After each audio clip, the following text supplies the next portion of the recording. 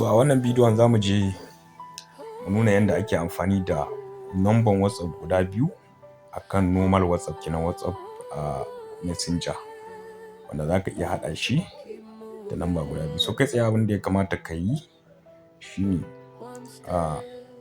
misali dai yanzu a ce nan dai shine WhatsApp ɗina. So za ka taɓa can gurin ɗigo-ɗigon nan guda uku ga inda aka rubuta switch na ƙasa. So idan kai baka haɗa ba, ni na haɗa ne zai ce in switch zuwa ɗayan account. Idan kai baka haɗa ba za ka ga ya rubuta ma add account, ma'ana ka ƙara wani number kenan. So ni already na riga na haɗa wannan, bara ku ganta wadda na haɗa. Yawwa, so kamar yadda kuke gani, kamar yadda kuke gani, so zan shiga ga number nan mai 45 ƙarshe 3345 ƙarshe MTN. So kamar yadda kuke gani ce na haɗa ta da ɗaya. So wanda kai ma kana yi abu ne mai sauki. Wannan features sun kusanci ya rage shigowa nan kuma wajen da zaka linkin din Instagram ɗinka ne da Facebook ɗinka, amma ni ban yi linkin ba. Idan kana so za ka iya haɗawa, in kai posting a status sai ya tafi can. So kamar yadda kuke gani gashi nan duka wannan abubuwan da zaka iya linkin ɗinsu ne da shi. So nan gurin za mu taɓa account. So kun gani yanzu gashi nan ƙasan inda aka rubuta remove account, in zan cire kenan, in kuma delete ne nan ma zan cire shi, zan cire account inda na ƙara ɗayan kenan. So wannan shine simple and short. Kai kana shiga in dai har baka haɗa ba za ka ga ya rubuta ma add another account, add account. So sai ka ƙara da ɗayan account ɗin da kake magana. Kamar yadda kuke gani gashi ya rubuta min switch, so zan yi switching zuwa wancan ɗayan kenan.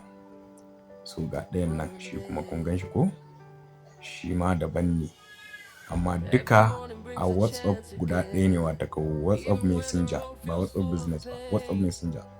So kun ga ɗayan nan, kun ga shi ɗayan ai ga number nan mai 205 ƙarshe.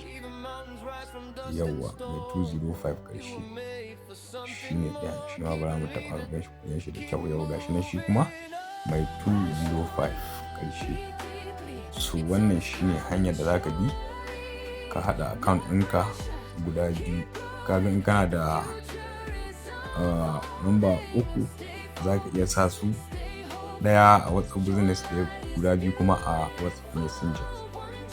So wannan shine ɗan bai da wani wahala, bai da wani wahala, simple ne.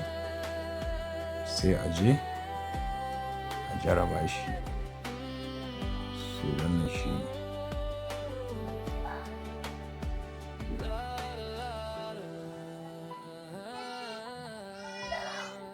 Mun sa status.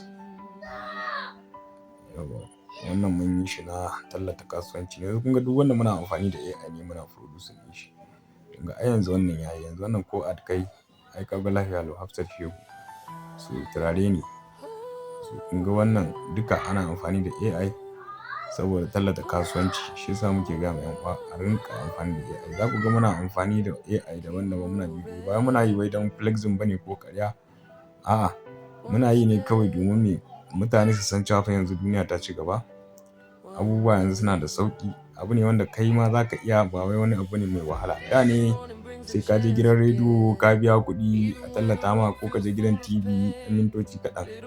So yanzu da wannan TikTok ɗin da Instagram ɗinka da Facebook ɗinka za ka yi amfani da AI kai creating ɗin poster iri daban-daban na tallata kasuwancinka kuma ka sa shi jama'a kuma su gani.